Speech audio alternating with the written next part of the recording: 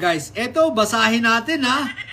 Basahin natin ang sinabi ni statement nito ni Pia Madamdamin ha. Sabi niya rito, what the heck? Basahin niya natin. Sabi niya, magulo na ang mundo. Magulo ang bansa. Huwag na natin dagdagan. Umayos naman po tayo. Magre-resign na lang kami ni Alan kung gusto nyo. Abay Pia Madamdamin, kung ito ay totoong sinabi mo. Kung totoo itong sinabi mo. Huwag ka na maghintay. Gawin mo na. Nag-iinarte ka pa eh. Meron ka pang mga nagtatanong ka pa kung gusto namin na magre-resign ka. Tanga, gusto talaga namin. Gusto ng taong bayan. Sino ba namang ayaw kung magre-resign kayong magkapatid? Pareho kayong may saltik dyan sa Senado. Sayang ang sweldo sa inyo. Isipin nyo, pag pinagsama kayong magkapatid, nasa almost 700,000 ang pinapasweldo sa inyo. Alam nyo ba kung gaano karaming scholars na ang mapapaaral nun at mas may pakinabang pa?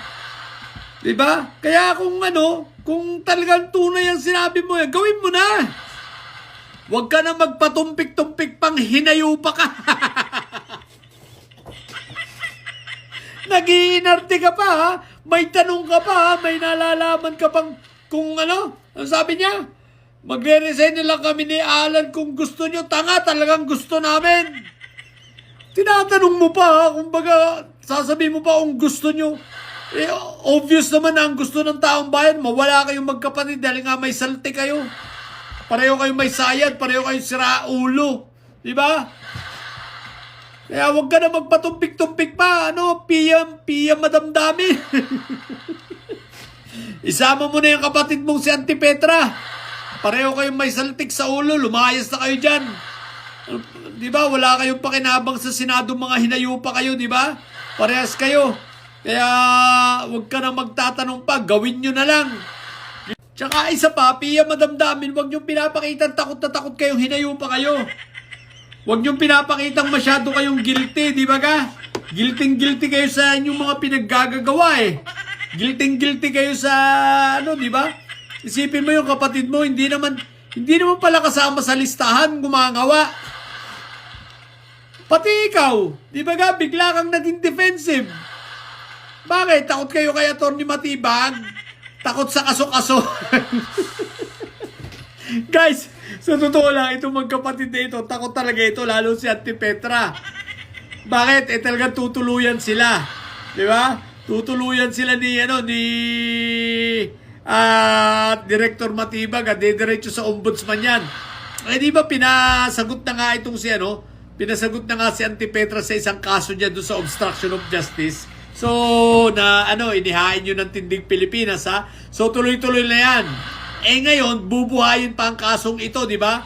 Anyway, ito ay dati ng kaso, so babalikan.